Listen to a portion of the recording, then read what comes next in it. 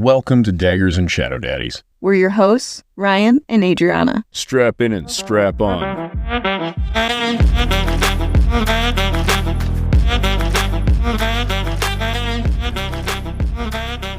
Warning, this podcast contains explicit content. It's all vibes and no facts. Prepare to be spoiled.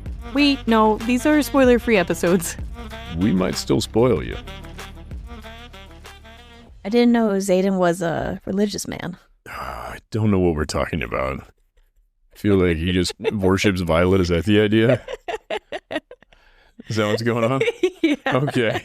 All right. I'm like, I know this is a trap of some sort. He prepared an altar for his goddess. So he did. So he did. Would you like to retell chapter 49? I didn't even re-listen to that one on purpose. I'm sure it was amazing. I actually don't remember it at all. They are on a chair, but I think like a flat back chair. They're on a chair? The two of them together are on a chair? Yeah, so I think he gets her in like a doggy style on a chair. I'm very confused. I don't You're understand. Confused? Yes. Oh, no. Even on a re-listen. You're like, I listened to it 17 times and never made it through minute 5. Yeah, I think she's like doggy style on top of a chair, but I think the back of the chair has to be the same height as the arms in order for anything to work. And then I think he has the back of his head on the seat of the chair. Nope, that doesn't make sense because then she's way too high up. Did you provide an illustration? No, but I did see some girls on TikTok just like on a chair. I'm like, what is this in reference to? How is this on my feed? Oh no, how did this get here? Hashtag Onyx storm. Seems so out of place. Oh. Weird. Yeah, I've seen a couple girls try to figure this out. So Yeah. everybody's confused? I don't think it's... I could see if he was kneeling and she was like that. I think that's what it is. I don't think his head was on the seat, like laying down. I have no idea what's happening at all. I think it was a remake of the throne scene, is what I But got. more complicated, more moving parts. Yeah, I think Does so. it sound like you'd have to be young and limber to do these things? Yeah, absolutely. That's probably the biggest hang up for me is it would just make me sore. Well, even thinking about the throne scene, one of the things that kind of was like an ick about it was I'm picturing a really hard chair and how uncomfortable that would be for Oh, no, it's a throne. It's heavily padded. heavily padded. Okay, well, It's plush. silk and you get your juice. Ew. Ugh, But you I don't don't even clean the chair. I don't even want to say The it. people who sit on the throne don't clean the throne, okay? It's not how this works. It's not a toilet in our house. It's a throne Well, here it's just a cuck chair in the room that they're using, and for non-cuck purposes. exactly. Unsanctioned. Yes, and Which room were they in? I forgot all about this part. her bedroom, I believe. Yeah, her bedroom. Hers is just the fuck room? She has like, I'm assuming. She has a cuck chair in her room? I think these chairs are really fancy chairs where you sit to put shoes on or something. But when you're that wealthy, you don't wear shoes. I thought Xaden put her shoes on. I thought that was her whole thing with him. Yeah, maybe. 'Cause he's her shoe boy. But this is her room in Erasia. That's where they're at. Okay, all right. I see. And then they're doing gymnastics. Remember he showed up like sexy rain covered soap. Okay, yep, I do. Yeah. And then then she's they're like, what getting that it. shadow do? Did he And use the shadows? he did. He tied her up Okay, yeah, I do remember this. because he Put did some light restraint. light restraint. Exactly. It was consensual restraining. I feel like it's always during that process. Some people like their balls stepped on. It's consensual, but it's not light. I don't think consent was my concern. Your concern? Yeah, I just want to know how. I just want to make sure she's not bruised. Oh, I thought we were talking about your balls. Oh, no, don't do that. I'm not into that. It's not for me. There would not be consent. That would be an issue. In this scene, right, he's preparing an altar is what I got from it. I love the idea that it would take him minutes, and he's like, no, keep your eyes closed, and she keeps hearing him shuffle around the room, like the pitter-patter of Xaden's feet, No, just across the way, back and forth. It's not like that type of preparation, like getting the candles lit and all that. He's like, oh my god, this one will not stay lit. And he gets on his knees to say a prayer to her puss. Ew. I don't know why that word grosses me out. Something wrong with me. So that scene happens. It's also getting the orb involved. So she's The orb's involved? in. More than last time? So she's like close, and well, she's always close. As soon as he like shows up, she's like, I'm ready now. Yeah. Minutes away from finishing. It's raining outside, but she's soaked. Yeah. While they're in the middle of this, he's like, you need to get the orb, essentially. And she's like, oh, yeah. So then Safety first. Yeah, it's like a... Yeah, exactly. Get the orb ready so she's safe from him. And at this point, I think he's released the shadows of her so she could grab it. Wait, I hope so. Otherwise, more gymnastics? Yeah. What if it was across the room? Like, what if she had to dawdle over to the other side of the room? It's in her pocket. I think it's small. Like She's a still golf wearing ball. pants? Wait a minute. You're right. She got naked really fast. It must have been on the drawer next to her. There's a drawer next to the cup chair that holds an orb, just in case this were to happen. Violet is prepared.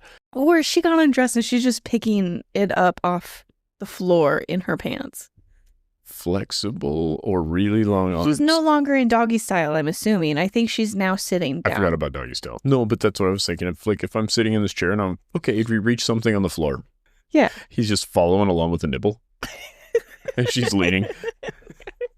They're talking, so she gets the orb. Okay. And he's making sure that she's at full power to keep her safe from him. Makes sense. Okay. Very logical Yes. at this point. And then he asks her You how need many... to let Taryn in on this. And please inform your dragon of what's about to happen so he can keep you safe. This is awesome. And he asked her, do you have any daggers? And she thinks to herself, oh, I know what he means. He means the special daggers. And she only has 2 of them. He's like, I also have 2. So now you have her with an orb, and he like is laying out the daggers all around her or something like that. So they're within easy reach in case she needs to use them. There is nothing sexier than giving your woman a safety OSHA talk through this. Is this what women mean when they mean talk me through it? Is this what it is? And she references how this is what our relationship is like. It's this absurd... Can you imagine you're going to fuck somebody and they're like, I'm going to put this gun in my mouth and I want your finger on the trigger just in case I go too far. Oh my God. That's kind of what this is. That is what it is. His fetish is so extreme. It's not a fetish. It's for her safety. Wouldn't obviously. it be just a little safer to be like, listen, I'm going to need you to just tie me up and I'll just mow down. You take a seat on my face. Can you imagine the suffrage she would incur if during sex she had to murder him? Well, I'm just thinking about why hasn't that happened? Why is Violet the one being tied up? Xaden, you should be tied up. Yeah, Xaden's kind of the problem. You get what she gives you. And if she feels like you're starting to take too much, she backs up. Or stands up. I'm just saying. The best part of this is he's like, I'll make sure she's alive, but so emotionally damaged if she has to do something about this. She'll never love another man. Imagine you to murder me one time during sex. I got a little carried away and you're like, that's it. I had to stab him with 4 knives and electrocute him. Let me check my notes real quick, see if I'm missing any details. Please do. Chapter 49. Confused on some positions. Okay, all right. She's glad there is a sound shield. You'll hear the gunshot outside. Xaden's just sleeping in there. she Big Lebowski's him. Not Big Lebowski. You know what I'm talking about. I don't. Damn it. Yeah. No. Weekend at Bernie's. Not Big Lebowski. She's like, he's just very tired, wheeling him around in a chair. He's got knives sticking out of him. Who do you think would cover up a murder for Violet? Ooh. Would Rhiannon do that? Yeah, 1,000%. Rhiannon's covering up him being Venom. I think Brennan would do it begrudgingly. Honestly, I think there's an awful lot of people. Mira, hands down. I would say that other than Mira won't even talk to her after. she learns that her boyfriend's Venin. So, I don't know. Mira's in a very delicate state right now. Mira's been slighted many times. We will get into that whole deal. And, my last note of chapter 49, lots of lightning going on outside. So Sound shield, nobody knows what's happening in there. And they finish, and Xaden didn't draw from her or the chair. You wonder if she had like a kazoo when it was all done, and just to celebrate him doing it and not draining her, just like, yeah. Well, after they get through this, then it's all game. Because there's another point in one of these chapters, we don't get a sex scene. It's just kind of close the door to the throne room moment. And they both come out tired and everything's on fire. That's it. That's all we needed. So now he feels like he's capable. Good. He needed this exercise. Yeah. Is this his first time coming in this entire book since last book? No, he's been coming constantly, but, it's been on his own time. Because I thought that he has just been getting close. You're saying in his own time, like, ow. Well, you don't think so? You see how at ease he's been? This is not the man consumed with cum. Okay. Thinking of the Venin showing up to one of the dreams. And he's just like, oh my God. What are you doing? And Xaden's like, don't look at me. He's like, well, you can look a little. His eyes are becoming less red as he comes. Ryan. No. He's exercising his demons. No. The power of Xanal compels you. He's just blasting away. I, for some reason, have the note of Flex Mentalo from Dune Patrol. Do you remember this character? Where I know why I have it was the coming power. Yeah. That was Flex's deal. Yeah, if he flexed this muscle, he could make everybody in the area come. Yeah. It'd be hilarious if somebody had a signet like that. It's like Devera's sister signet. Oh, yeah, I guess. I'm here to help. Clearing things up. Before we get into some of the chapters, I wanted to ask, did Theophany want to know who bonded Violet first because she knew Andarna was going to be taken from Violet, but T actually wanted Violet to live and train with her? And that was only possible if Taryn bonded her first? No. Oh. I'm going to say that really confidently. No, I think T wanted Violet to think about it. Because I think T already knew who bonded Andarna first. Why do they care? Because they want to show that her dragon has the power to manipulate her, blah, blah, blah, so to speak. Not really manipulate her, but she kind of did, right? Because she manipulated the bond. Were you getting from these dreams that the Venin want Andarna and not Violet? I think both. But I do think Andarna's like a goal. I don't know why. Other than, for whatever reason, it seems as though the Irids have more of a command of magic. Ooh, yeah. I had a dumb idea for a split second. I was like, well, that's stupid. The Venin wanted to use them as a way to block themselves, like as like a treatment. Like they're also looking for a cure, but that's silly. There's no way they would do that. I think what the Venin are looking for with the Irids is similar, actually, to what you just said. I think it's, if the Irids can forge and remove bonds, then they have enough sway over magic to remove the need for Venin to have these consequences for their power. Oh. That's what I think is happening. Interesting. Yeah, I just realized while editing some of our episodes and getting them published that we never asked why Theophany asked that question. And it didn't seem like later in these chapters when Theophan, I don't remember his name, the Irid dragon. Yeah, it's something like that. He asked the same question. Leothan. There we go, Leothan. He asked the same question, and it didn't seem to really give us answers why Theophany would ask the same thing earlier in the book. Yeah, I'm going to run with the theory we just had. Oh, and then I have the note, we're dumb. At some point, we thought the Venin wanted Violet, but at the very beginning, T outright says she wants Andarna. Yes, but I also think T wants Violet. Yeah, for training. But they want Andarna, and I don't understand why. Because do you remember the scene with all the Terran almost dying? Andarna was coming to Violet, and she's like, no, get out of here. They want you. And that's also why Andarna was left behind at that same event. Yeah, Andarna is always left behind. Oh, I'm not going into that now. Anyways, those were all the things that I had before we got into all of the chapters. I have a question for you. Yes. Do you think the Venin will be unable to use their signets within the wards? No, because there's a lot of references to storms. Even when they're banging, she's talking about hearing lightning and thunder outside. That's the weakest argument you could have made for that. While they're banging, there's lightning and thunder outside. Come on. Yeah. Every time they're banging, there's lightning and thunder outside. But it wasn't from her. And it's been just, there's so many mentions of storms happening throughout this entire book. And if it's a Venin signet, it's happening within the wards. I agree. If it's somebody else's signet, like Auric? Nope. I think I know what Auric's signet is. Okay. What do you think it is? Auric can see the future. Specific events, but he has foresight. Oh, that would explain why he was so... He keeps directing Violet. To do something. Mm-hmm. Where she needs to be. He's only done that once, and it was that one time, wasn't it? That was the most specific instance of it. But other than that, he seems to be very aware of what's going to happen. Interesting. Almost like a Melgren signet.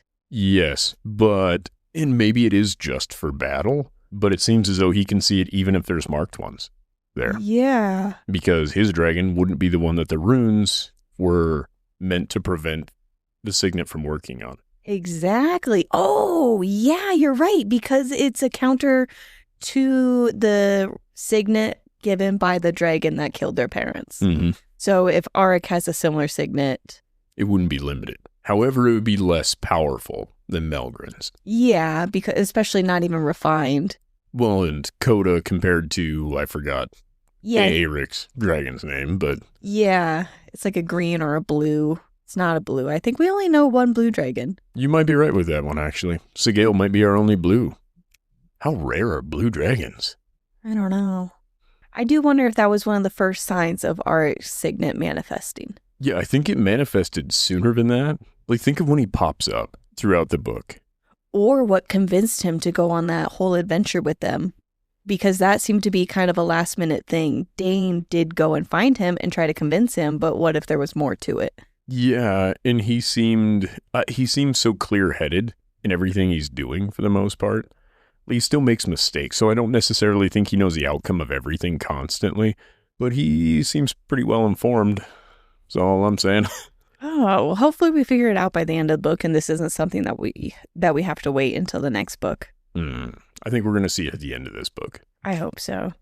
Chapter 48 is what we last ended on, and that was the beginning of theirs. We're not even reviewing 49 again. We're not doing it. Chapter 49, already reviewed.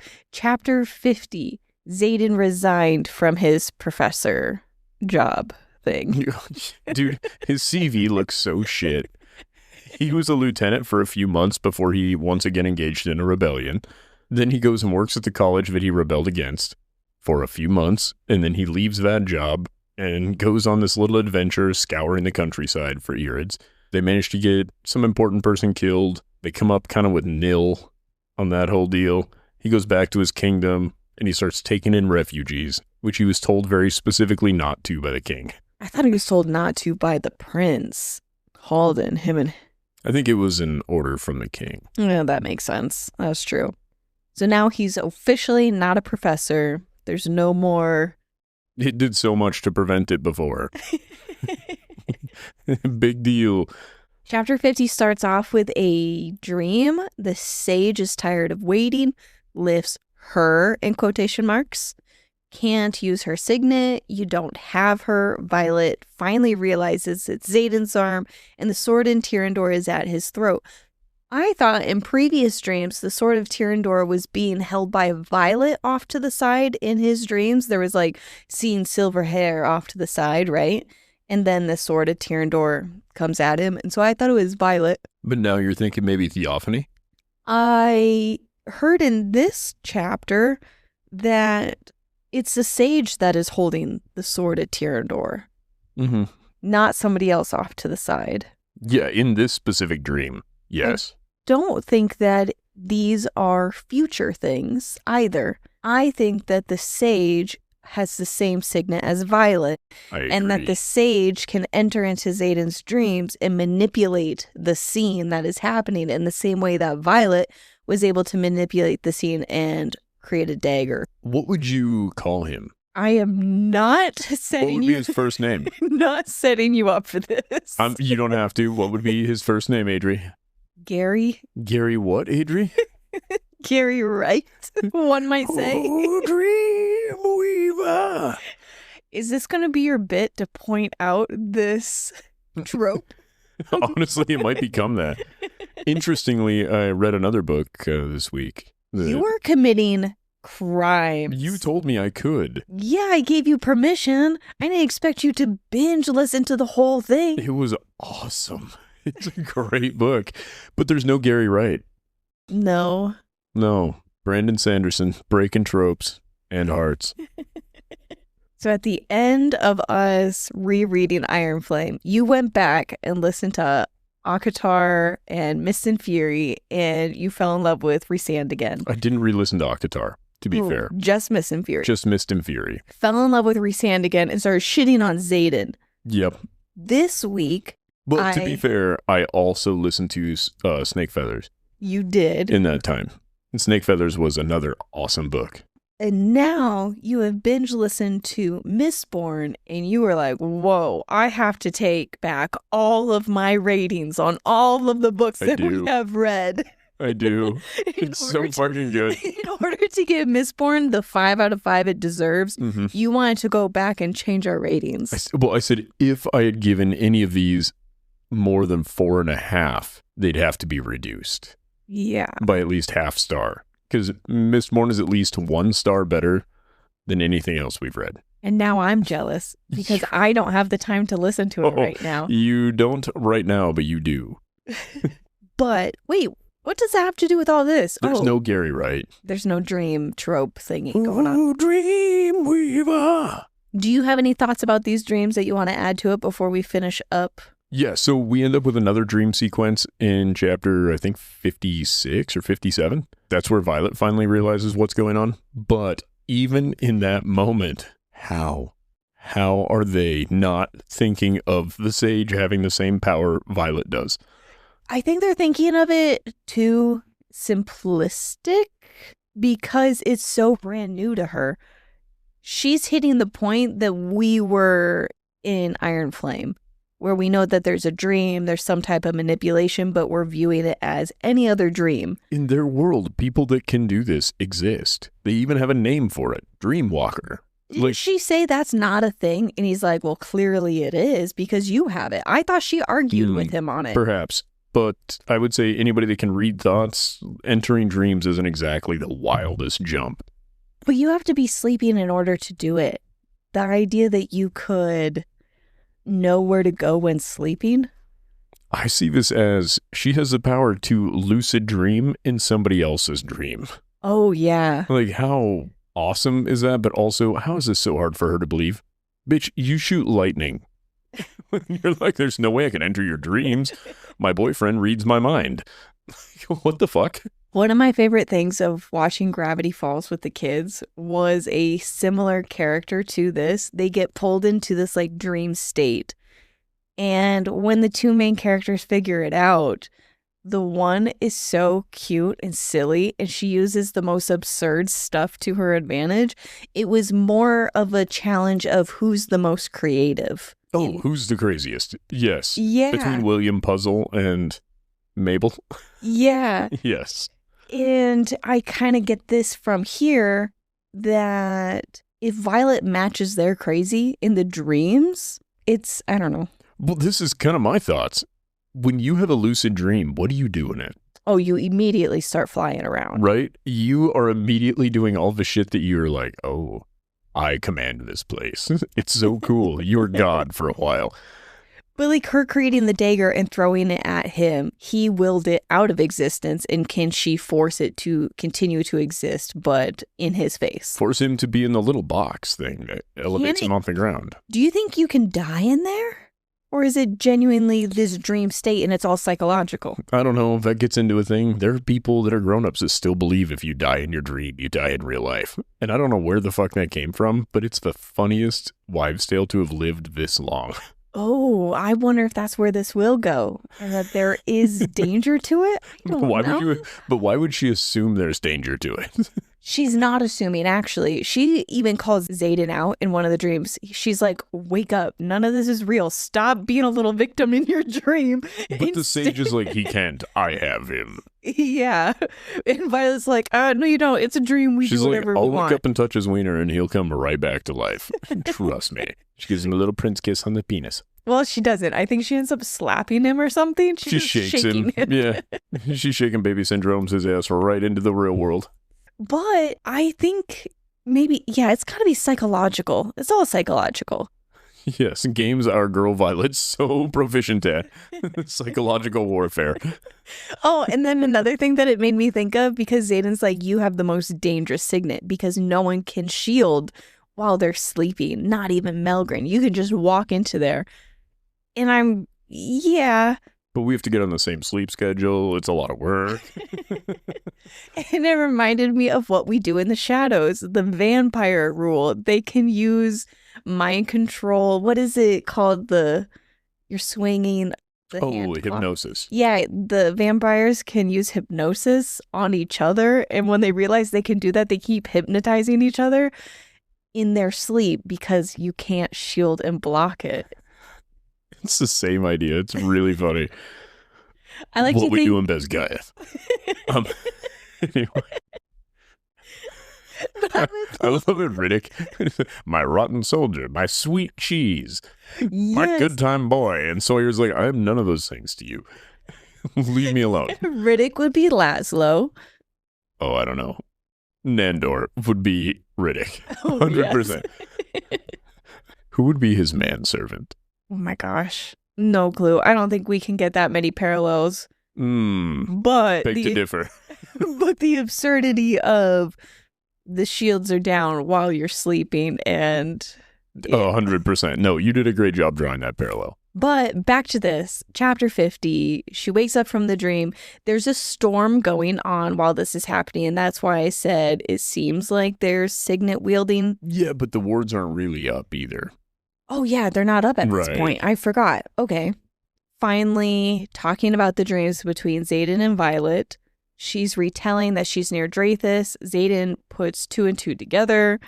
The fall of cliffsbane dream is actually Maren's. We do find that. And we learn that Violet is officially a dream walker. And Andarna noticed Violet was wandering during her dreams, and the way she tells us, like, yeah, I mean, like, you do wander time to time. Well, and she's like, why wouldn't you tell me? And Andarna's like, you'd have to find out for yourself. It's just like your other signets. And it's like, but why? Why couldn't you just bring it up? So, have any interesting dreams lately? Maybe you want to talk about them with some people around you. And Taryn seemed upset by it, too. Well, yeah, maybe Violet's been wandering around in his dreams. He's like, I don't want you to think of the freaky shit I'm dreaming of. He's like, I hear enough about yours. Oh, gross. Ew. Andarna knew that she was doing this. Yeah. Andarna's keeping secrets. Yeah, she's going to keep secrets, but she also was just like, oh, Violet, you're over there.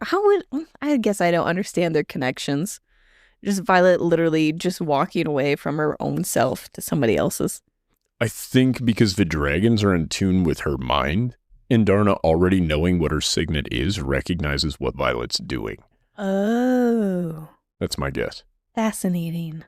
But Xaden could sense her in his dreams, and she could manipulate people in them. When she was embodied in Xaden, she was moving his hand around. Yeah. What's weird is it's almost like their minds were battling over what the action they were going to take was going to be, and that's what separated Violet.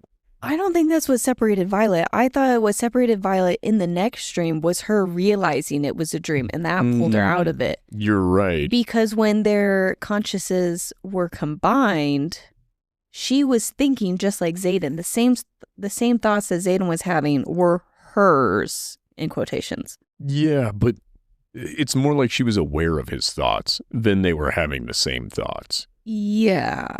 Maybe. It's like they were being broadcast because she had commentary for those thoughts. Yeah. So it's not like they were occurring to her. She was just aware of them. Yeah. Yeah. And observing everything around her. But no one can shield in their dreams. She goes to Maren to ask about her family photo. I did not think Violet was as sneaky as she thought she was. She's like, don't ask any questions. And me, if I was Maren, I'd be like, why the hell are you asking me this? Well, and also when she's like, it's about your dreams, and she gets a little further into it, if you're Maren, you could probably guess what's going on. Weird. We had the same dream. I don't think that Violet said she had a dream. I think she asked about the photo. Maren was concerned about her brother. She's like, oh, no, it's fine. And then Maren, on her own free will, out of nowhere, Violet was just like quiet, awkwardness. She's like, actually, I'll just show you this photo of them. Yeah, which is... It's an oversharer's thing to do, for sure. But what I'm saying is Violet being like, hey, you can't ask any questions. You had this, what did you dream of? Or some, like Violet asks a clarifying question as to a fire or something like that. And if you're Maren and you just had a dream about fire, you don't think you could put that together? I think she has that dream often. How the fuck would Violet know about it, though? Yeah, that's what I'm saying. Maren should have been asking some more questions. Bare minimum, it's intrinsic questions. Yeah, okay. Yeah, I see what you're saying. Do you remember when her daughter had a creepy moment after your grandpa passed away? Oh, yeah. Yeah. She was asking questions that came off like, Mom, don't ask why I'm asking. And then you're just like, why the fuck are you asking this? Yeah, and it freaked us out. We had questions, but for a 3-year-old, we were like, we don't want to get any further into this. What do you mean, is Grandpa okay, as we got a call the night before? What do you mean? Yeah. Yeah, it was that level of Maren should have been asking some more questions. And even if she didn't, because she was told not to, she would have been very suspicious of, why do you know? Why would you want to know about my family photo? That's kind of what I'm saying, is the way Maren is sharing information and not asking questions means Maren should be picking up on some things. Wait a minute. How do they even have photography? They don't. It's a portrait. It's painted. Oh, okay. I thought it was like a photo. I think... No, they had Fitzgibbons or somebody like that project it onto a blank slate, what the image looked like, and somebody went up there and traced around it. No. There was a moment later, in case I don't remember this, where he's supposed to put out a map to the best of his ability. From what he remembers of Draithis? Yeah, and there's just this single line of... He just stares intently at his projection. I'm like, what else would he be doing? How's he supposed to not stare at his projection? just him using his signet is him staring intently. And chapter 50 ends with them being under attack. Taryn is like, hey guys, whatever the hell you guys are doing, you need to leave. I have the question, are sages dreamwalkers, and that is how they recruit? Un sage, at least, and technically I believe he's a maven. Right? They keep calling him the sage, but he was a maven. I don't know what they are. Well, it was clarified. Oh, later? In Xaden's fight with Alaska, he called a sage. The guy's like, I'm not some fucking sage, I'm a maven. Oh, so and if then, you insult them, they'll correct you. Well, yeah, it would be like walking up to a general and calling him sergeant, I think. So, yeah, I mean, I imagine he would get corrected. Chapter 50 is the battle planning. Bodhi is not allowed to go to the fight. And he's pissed about it. Mm-hmm. And it's a bit of somebody who has accepted that they're not going to stay in this world moment. Like Xaden, he seems like, all right, I've got a plan. I know I'm not going to be here forever, so I need to prepare Bodhi for becoming king or whatever it is, Duke. I think what this could be, because yeah, we can see it that way, and I think we're kind of meant to. But no matter what, you should have somebody prepared to take over for you, especially if your job is going into battle and battling people that are specifically there to murder you. Yeah. Like, I think that no matter what his intentions are, the reality that he may die should be a thought on his mind. Violet tells Xaden to be careful and to come back whole. Xaden, obviously. Come back a-hole. Knows what she means. And Taryn says not to worry for him because no matter what, he wins. It was fucking cold. Ice cold. Tyrrendor is so mean to him. Rightfully so. Yeah, but I feel like at this point, Xaden's proven himself a bit. What? At this point, Xaden's proven himself a bit? Like, he's resisting. At least to me and Violet. Yeah. I'm glad you two are on board. I think Tyrrendor is seeing this from the perspective of 200 years experience with these things. I think his previous rider gets brought up at one point too. And yes. He again shut that down. Yeah, I think we're going to learn that that's the person who Xaden keeps seeing in the dreams. Whoa. I could be wrong. Well, I mean, people change their names all the time. Well, one of them does. Two of them. Even her dad had a different name, remember? Did he? Yeah, and I was like, what are the chances there's two of you with this first name? Well, I thought he kept the same first name and then he just went by Sorengale. Oh, yeah, he took his wife's name. Yeah. That is what it was. Yeah, I bet that. Yeah, a maiden. Fucking changing his name all the time. Who's this idiot? Asher? Asher who? I only know of one Asher. Oh, is it Sorengale? No, gotta be a different guy. We have two of them in here? Back to their battle planning. They're getting ready to all leave. Oh, and this is when Arik says to Violet that she needs to protect the Dune's temple. Favor the Dune to save Tyrrendor. This is how Favor Dune, not the Dune. The Dune. Favor the Dune. Now we're into the Big Lebowski. In order to save Tyrrendor, I like your theory that he has a signet similar to Melgren's. Yeah. And that Andarna respected it. She's like, the prince doesn't suggest things. You do what the prince says. Small groups of wyvern, possibly no Violet is in Eurasia. Why would I write that note? What does that mean? There were small scouts of wyvern that were kind of creeping through on the outside of where the effectiveness of the wards were. And she's like, oh, they'll know I'm here. Oh, or by sending them out, they now know Violet's there with Andarna. All the people you want to kidnap are now nearby. She illuminates the sky with lightning, and Tyrrendor is impressed.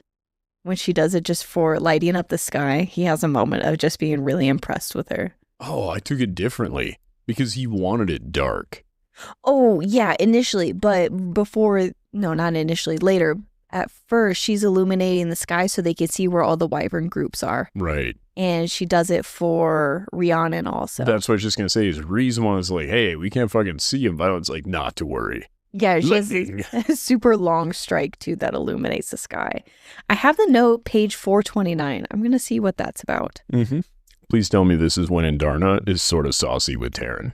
Because this may be my final Andarna moment of the book. I'm going to enjoy it. I don't know why I put this page in here, but I'm just going to read something that I did find that I like. Tyrrendor says, it's been ages since I've honored the color of my scale in such a manner. And it says, you blended in with the night. Hardly an accomplishment. Yes, that is exactly the note I was just referencing. I hope that that's what it was. I fucking love that because he's so proud of himself. Oh, there was also another part in this spot where, Tyrrendor says, we are the dark, drop the conduit. When Violet grabs the conduit, it's in her pocket. I think the conduit's really small. The conduit's on a chain, isn't it? Yeah, but sometimes it's in her pocket. Yeah. It's like golf ball size. Here's the question. Why does it have to be a circle? It's an orb. Yeah, but why does it have to be an orb? I know what an orb is. No, all orbs must be circular. Yeah, no shit. Okay, thanks. Glad I could help you. Yeah, you are. How insightful. I don't know why I didn't think of that. Why does it have to be a circle? Well, you see, it's an orb. Indubitably. No, I just mean if it's something you're just meant to kind of imbue, why not have it be kind of rectangular shaped, like a phone or something you could just put in your pocket easily? Oh. They wear tight leather pants, and you're putting a round object in your pants? I don't know. I thought that there's like a little metal thing in the center. Yes. And it would make sense that you would want... There's alloy in it. Yeah, an even amount of glass surrounding that alloy. For very logical reasons. Okay. That's why it has to figure out be why. a circle. Okay. All right. It needs to be a circle. It's dangerous if it's not a circle. Okay, good. Sharp edges. I mean, exactly. Maybe Violet shoes on it. It needs to be a shape she can't quite get in her mouth. As they're flying, Taryn uses an alligator attack. Did you catch this? Yeah. The death rolls, baby. Yeah. Like someone just spins. Yeah. And Violet's like, oh my God, I'm going to throw up. You never ever do that again. And he's like, I'm awesome. Like, he's pretty cool about it too, because he's just like, hold on. Like, she was already doing that. And he's like, no, I'm going to need you to hold on better. It's going to get awesome. And Darna's not where she should be. She's never where she should be. No, and that's where we have the moment of the prince told her where to be, and she's like, you just listen. Well, so Violet's like, please tell me you're with the ward stone. And then Darna's like, it is well guarded. And Violet's like, you sound a little fucking closer than you should be. And she's like, I am where I need to be. And she's like, motherfucker, why don't you listen? Hold on. Do you remember the Eris just called out all of the riders and what their signets were? Yeah. What if Andarna can do the same and she knows all the signets of all the riders and she already knows Aric's signet? Perhaps. That would make total sense. That's cool. I bet she can do that. Yeah. Especially after you saw your family do it. She's like, wait a minute, we can do that? I'm going to try it out. Everybody's ears start squealing, and it's just because Andarna's calling them all out. Okay, You're a piece of shit. You're a piece of shit. With the whistle thing, do you remember in school the little Slide whistle? Yeah, it's a slide whistle sound. I took it as, do you remember the old Christmas movie? Yeah. I think it's Rudolph, whenever his nose would light up. In the old school stop motion Christmas movie, it was this, just this long beep. I think it says slide whistle even. She does. She says slide whistle noise. But that doesn't hurt your ears. Depends on how long the slide is. high it goes. That's true. When I'm picturing the movie adaptation or the TV adaptation, and you have that little whoop whoop going on. And you have a dragon just blowing into it. You're supposed to take the scene seriously. That would be really funny. Not gonna happen. Chapter 51 ends with me asking the question, clearly. I should have read the note first. Can Violet slow time? She splits lightning into 2 strikes. No, I don't believe Violet can slow time. I think Violet has a pile of adrenaline, and so time is appearing to move slower to her. Okay. I can understand that theory, but it's kind of like when you're doing something where you're like really, really scared. Like if you're on your dirt bike and you're going to jump something crazy, if it's a 15-foot ramp and you're about to hit that thing, you're crossing over that in a fraction of a second at 50 miles an hour. In your brain, it's 6 minutes long. You see every little speckled pebble or dirt all the way up that ramp. Your ability to think is faster, just speeding through it. I don't know. I don't know what's happening. I think you just become hyper aware. And the scene ends with her splitting the lightning. She strikes 2 of them. Taryn gets 1. He gets the spur also in his leg. And there is 1 wyvern left that has a silver-haired rider on it. Mm-hmm. Taryn's in pain in chapter 52, and Darna is protecting Dune's temple because Arik said Violet should be doing it. And Rihanna uses her signet to remove the spur. And she does it so effortlessly and just like, don't send me away. I'm useful. I should be here. And Violet's like, wow, I didn't know you could do that. She's like, well, it was the biggest thing I've ever moved. I thought she was kind of panting afterward a little bit. She was. But she was just like, wow, I didn't think you could do that. And she's like, me neither. I didn't. Can you imagine rolling the dice on whether or not you could remove the spur from that dragon? What happens, I guess? Like, if you fuck up? Yeah. Well, I think you've hurt Taryn and now you're going to get torched. Oh, that would be my guess. Yes. I didn't know if there's like the little pocket realms type of thing where it disappears from one spot to another. So the spur's just missing? Yeah. Like if you are too exhausted moving something from one spot to another and you fail partway through, is it just gone forever? Here's my question. Or is it changing its coordinates in just like immediately, just one spot to another? Just teleportation. Yeah. I think that's kind of the idea, is it would be just teleportation. My question is, what happens when you're trying to remove something like that? Do you have to have an idea as to the exact size of it in your head? Or is it, you move this object? Oh, I think I was using game logic with it. That object. Like magic hand?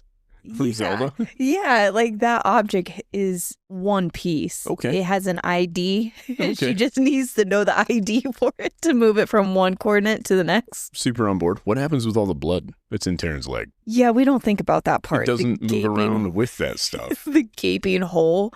Well, I mean, even the blood that's on the object, right? Because you move the object, if you're teleporting something, you're not physically carrying it elsewhere. You're removing this bit of matter and placing it over here.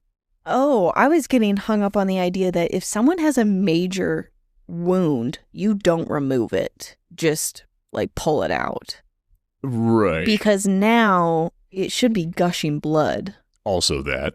And then Tarrant just does a little puff of fire to his leg to Cauterize it. Exactly. Yes, of course. Because Violet was going to use lightning and Taryn's like, no, please. We saw what almost happened with Sawyer.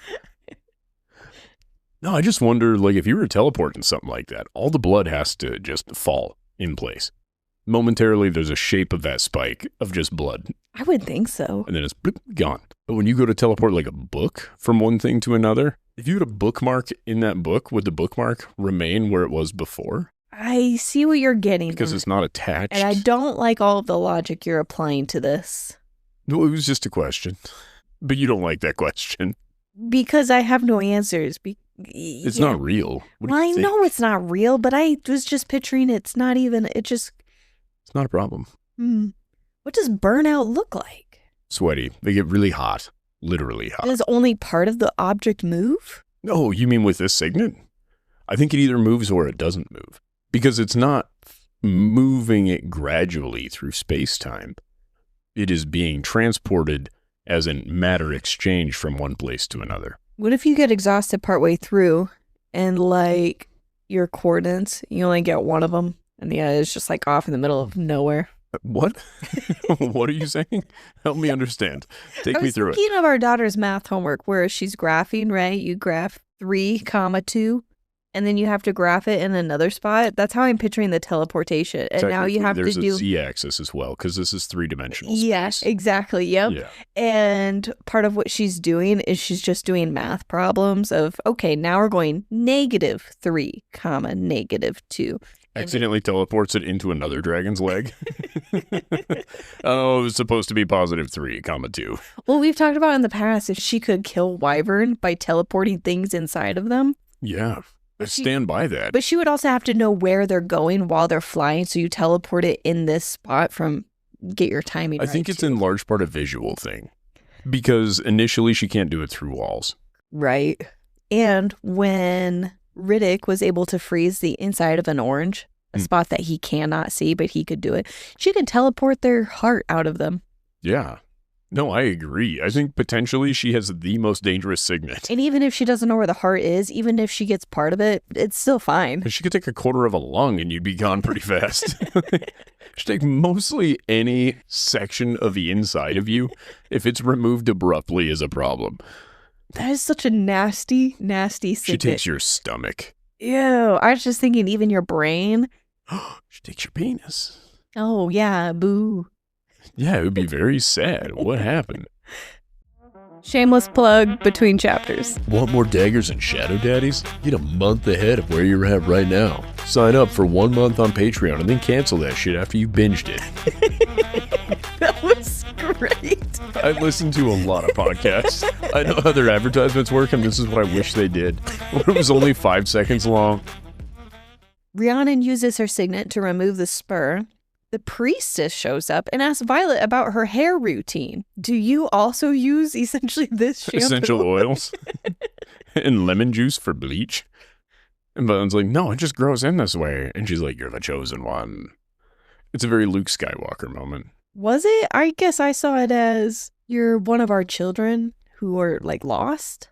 That was Luke Skywalker. Remember, Darth Vader's like, I'm your father. Come to the dark side. That is Luke Skywalker's whole bit. Yeah, I guess I don't know what I think of it. I don't know what I think of their religions. Just like real life. I don't know what to think of other people's religions either. Good for them. They seem content. They seem happy and willing to die for it, I guess. Yeah. What's funny is they're like, we're going to hang out here with Dune until we meet Malik. And I'm like... If I were you guys, I'd be shifting once in a while over to the other temple, just, putting in a good word. Theophany arrives and offers Violet what she wants most. Does she say what she wants most? I think so. What does Violet want most? She wants to live a life with her dragons and Xaden safely. She wants everybody to be safe. Blah, blah, blah. Violet's like, you don't know what I want. And Theophany's like, the fuck I don't. Bring your pets, let's go, and I'll leave everybody here alone. Technically, she says, I will let Aracia stand, I believe. I don't trust Theophany. She's like, I'm a really nice guy. I let their parents. Nope. I did not let their parents live. No. I let the children live. Yeah. Which, Theophany's an asshole, but she's not wrong. That was nicer than she had to be. I wonder if Theophany would be like a djinn. You make a deal with her, and... I love the way how many times you try to squeeze genies into this story. You're like, this bitch, somebody's a genie. I just need to find out who it is. Who's the genie? I just mean with making deals. Right, where it's the monkey's paw game. Yeah. She's like, the place still stands, but everybody in it is dead. Violet brings that up. I don't know if it's about this battle or the next one, where she's like, hey, they left this other place standing. It was just everybody in it was fucking dead. That's not a very fun game that we play with our kids. Well, it's fun for everyone, but one of them. Yeah, he's not good at that game. He's the one that suggests that we play it all every the time. And then he has hurt feelings. We play the game Monkey Paw, where you wish for something, and the other family members need to grant your wish, but make it awful. Yeah. We've managed to, I believe, stuff the dog. We've done a lot of things. Our dog is off limits in the game now. Yes. Yep. Dog's off limits. The cats are still okay, though. Right? Nobody's been brokenhearted over anything we've managed to do to the cats. I don't think so. Bunch of psychopaths. He's the opposite of a serial killer. Yeah, he's the sweetest. He really is. And our daughter really enjoys that game. She is the serial killer. I think when I was explaining it to my mom, the example that I gave was somebody wished for a dog to have a long and happy life. No, just a happy life. And it's like, granted, but his life ends in 2 days. Yeah. Yeah, our son did not love this game. But he's the one that keeps asking to play it. I know. He's lovely. I think he thinks too highly of the rest of us. He doesn't know what sort of monsters he lives with.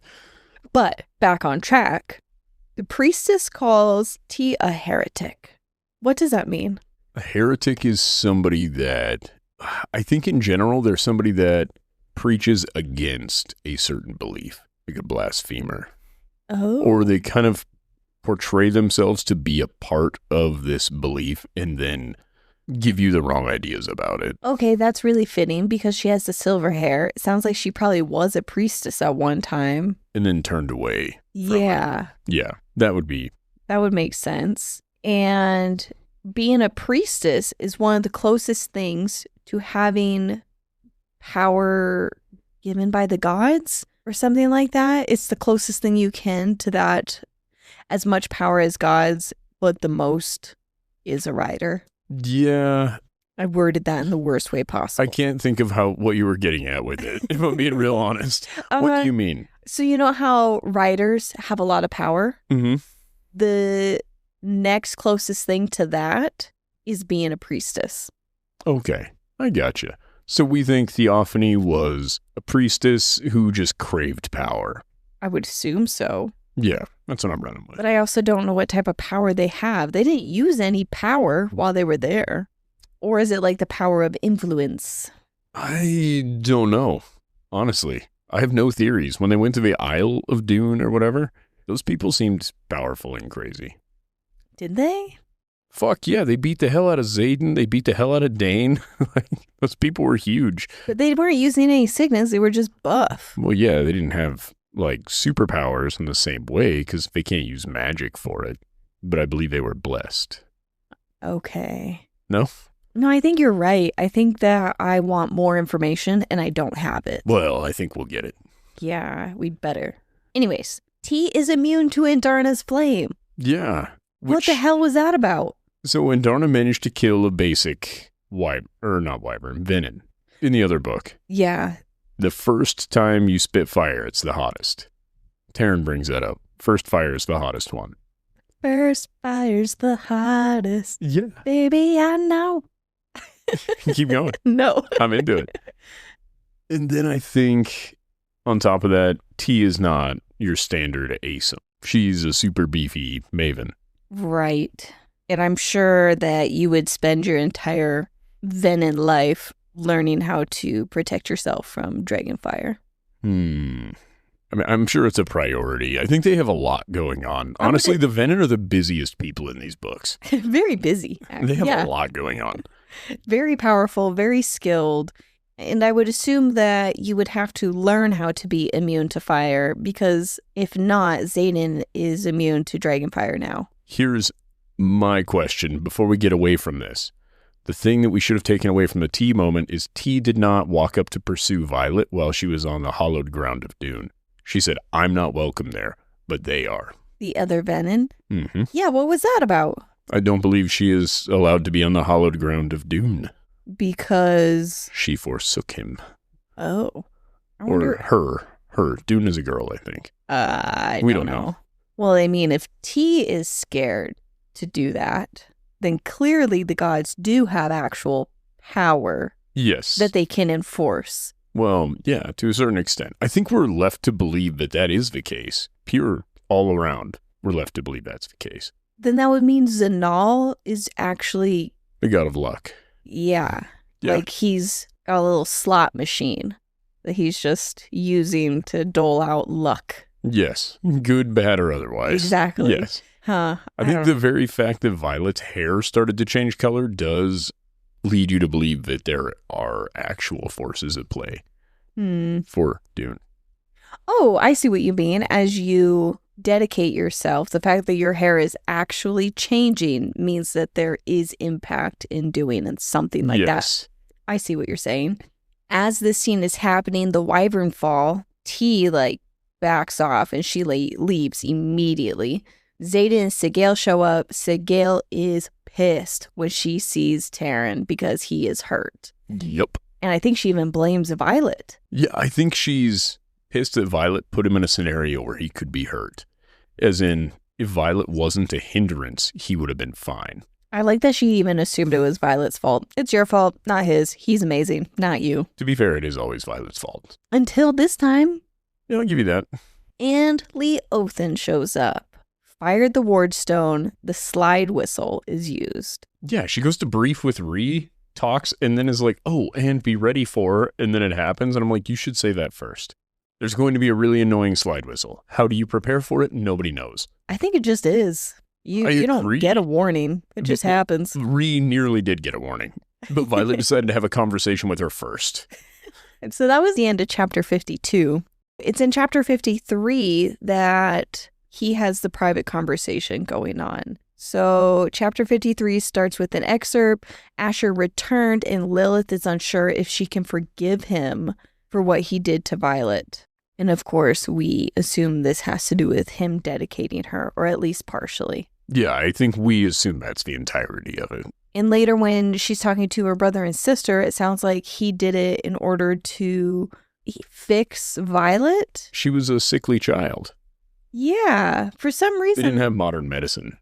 I think this whole time I was assuming that this process or procedure was done while Lilith was pregnant. We did assume that before. Because she makes a comment at the very beginning of Fourth Wing of issues during the pregnancy. Which could also describe why Violet had the weakened condition as a child. True. We just kind of equated the weakened condition to the hair, because it's sort of how it was sold to us. Yeah. And now we're seeing she was a toddler at least. A bald little toddler. Yeah, she didn't have a lot of hair. No. And I guess we'll be getting into it then when we get to that point. But it's a very serious thing, whatever this dedication is. To where Lilith doesn't know if she'll ever forgive him and Brennan's freaking out later. Right. And Grandma disowned him. Yes. Her own son. Well, because it was outlawed. It was seen as a horrible thing to do to somebody. It's been outlawed for a while, too. Yes. Leothan had been watching them for a while. Sigale's very protective of Andarna, and he finds Andarna honorable. That was an overall recap because it seems like a roller coaster of emotions. It's like a Key and Peele skit where he's saying all these terrible things and everyone's assuming he's like, oh, no, this is actually really good. I find you honorable. Well, he said, you are honorable in none of the ways that matter to our people. So, yes, he found her honorable, but more I think he saw her as teachable, as opposed to actually admiring what she had done. Oh. That's why he's like, let me teach you in our ways to see if that way you have a choice as to whether or not you want to live in a way that we find honorable or continue on the path you're on. Oh, I guess I thought he sees glimpses of her being honorable through her actions, even if it's misguided. Yeah. And Sigale is really protective of her and was insulted also. Yes, I do agree with you. 1,000%. Then they have their private meeting. Leothan's shield is similar to the serum. That was a small detail that Violet said. Did you catch that? Mm-hmm. What did you think of it? I agreed with her. Oh. Yes.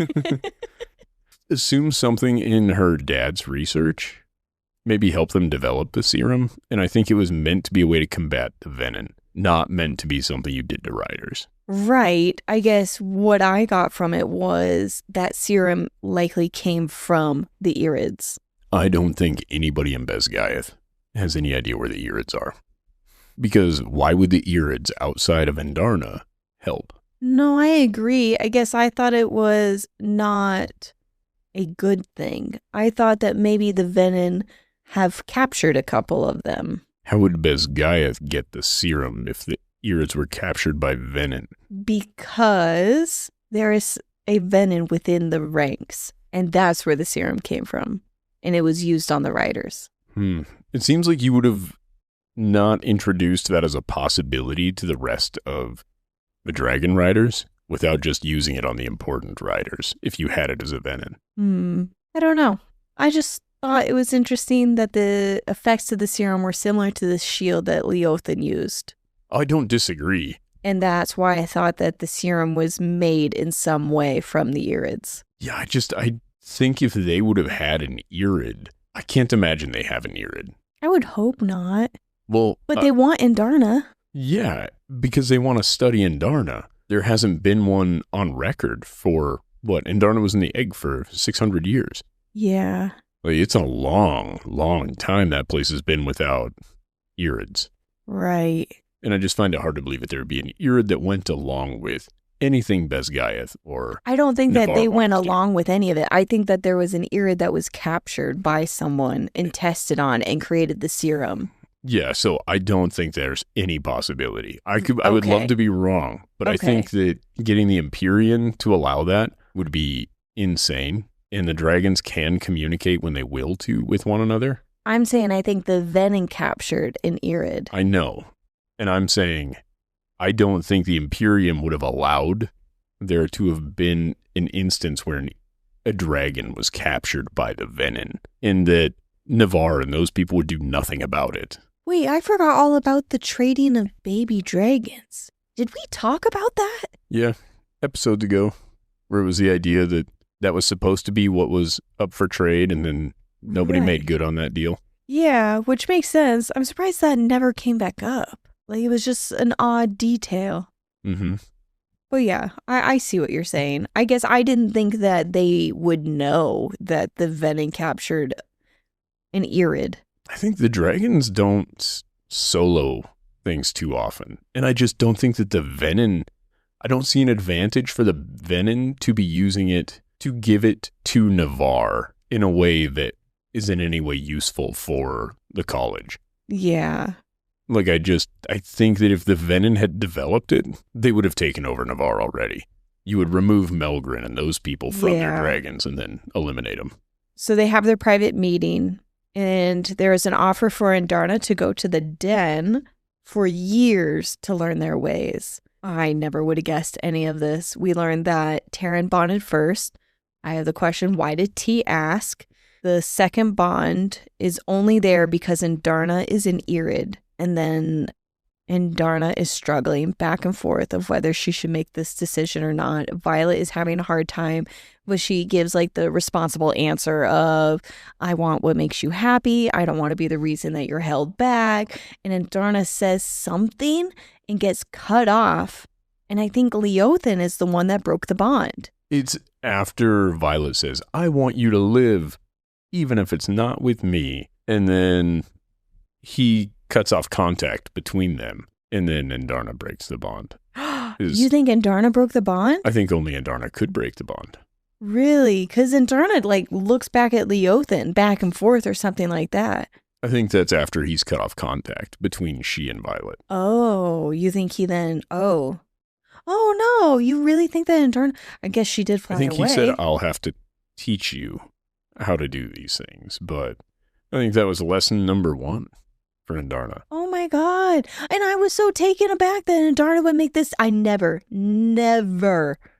ever would have thought Andarna would make this choice. I think Andarna didn't make this choice. I think Violet made the choice for her. Because she's like, what do you think? And Violet's like, I think you should be with your people and I want you to live, even if it's not with me. It seemed like Violet was kind of the one pushing that. Yeah, but I don't even think that the conversation was fully had by the time the decision was made. Oh, I think the conversation was had, and he's like, we could turn this into a 2-hour deal, or we could just get it done. And as soon as the decision was made, he was like, that's it. Cool. Out of here. How do you feel about Andarna making that choice? I think it's necessary, right? For what? I think Andarna does need to learn what's going on with the Irids. They can't win the war without whatever the Irids know. And yeah, I think that kind of necessitates this. I think what's going to happen is Andarna's going to be mostly missing from the next book. And in the last book... What? No. Yeah. She's going to have to be gone for quite some time. I don't think it'll be years, but I think Andarna's going to mostly be missing from the next book, off learning things with the Irids. And then she's going to return in the last book. And here's all the solutions. Here's what I've learned. And she'll be a full-size Irid dragon by then. You don't think she's coming back in the last chapters? No. What? That would be insane. Andarna is going to miss Violet. Yeah. She is going to miss Violet. I'm getting really sad right now. I think it's like a kid going to college. What? Why is that sadder for you? She's not coming back next chapter? No, definitely not. We read the next chapter. She doesn't come back. No, you know what I mean. What chapter did we end on? 57. She's not coming back chapter 58? I don't think so. I'm going to take a shot in the dark and say no. She'll be back by chapter 66, the end. Oh, I think we'll get a view of her, but I don't think she's coming back. No, that's even worse. Well, we'll need to know that she made it safely back to the den. She's not dying. She'll be back. You think we're not going to see her till book 5? I think we'll see bits and pieces, but from a perspective that isn't Violet's in book 4. And then I think either the end of book 4 or beginning of book 5, she comes back. She's rallied the troops. She's here to help save the day. And boom, Violet hears Andarna's voice again. They're rebonded. No, this is some Miss Marvel bullshit where Miss Marvel's just gone for how many movies and all of a sudden she shows up with I forgot who we were talking about. Yeah, in the Marvel universe. Part of the hate for Miss Marvel is Brie Larson. was she just like disappears and shows back up with a whole fleet at just the right moment? But this was movies later.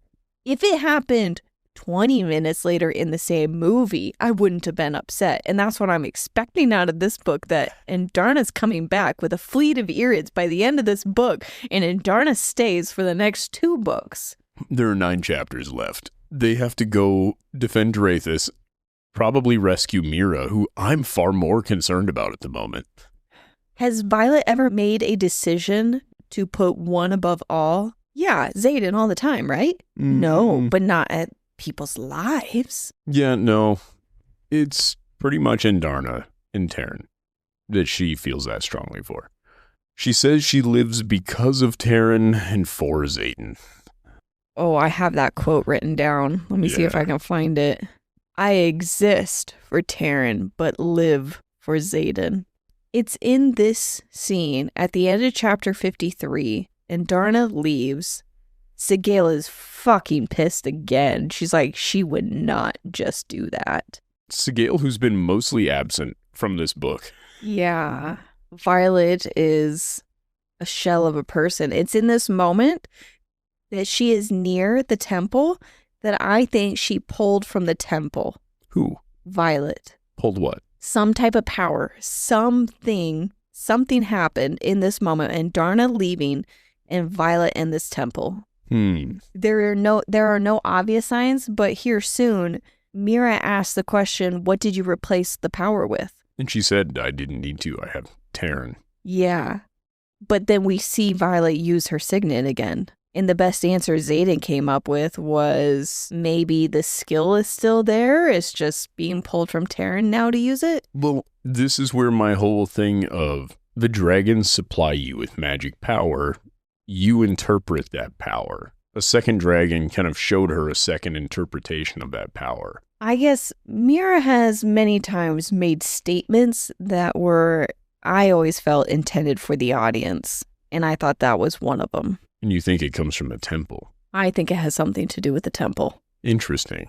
So her Dreamwalker skill would be a Dune thing and not an Andarna thing? I don't know yet. Seems like a shitty secret for Andarna to keep just before she leaves. No, I don't think that. Andarna leaves. Violet no longer has her power.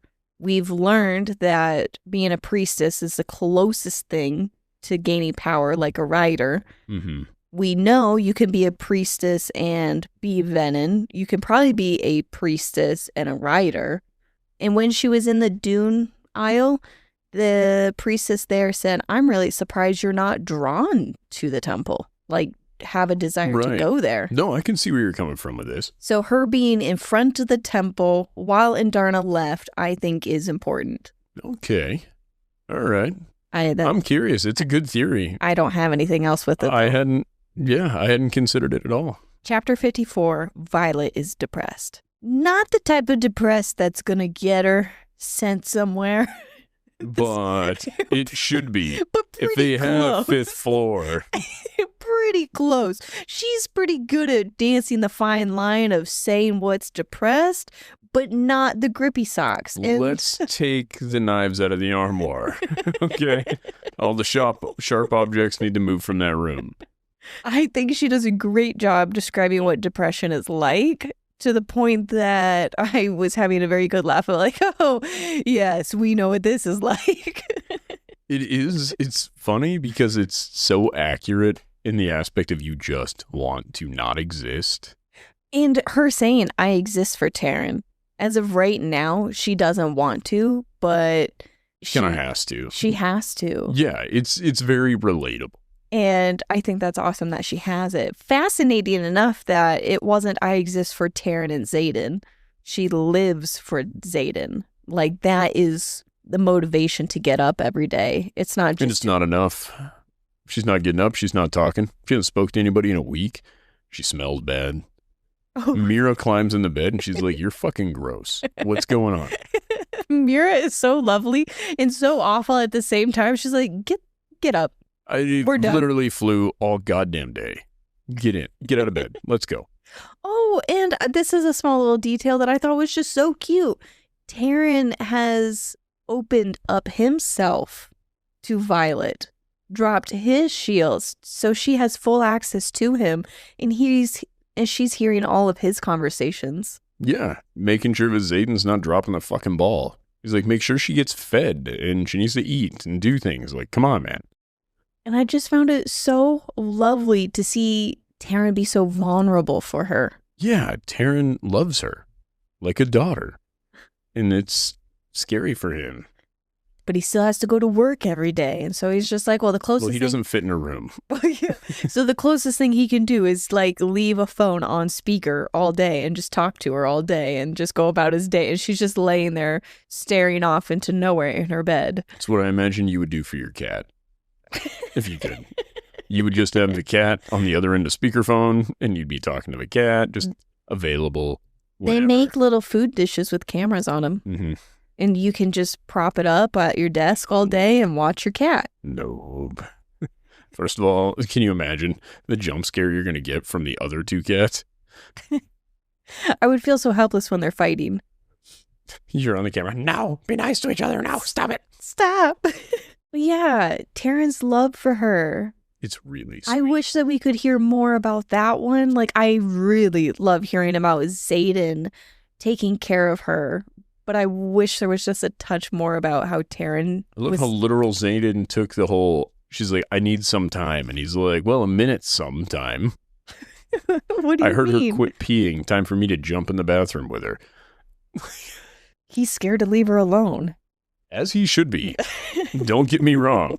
It didn't come off as pure altruism, but it probably was.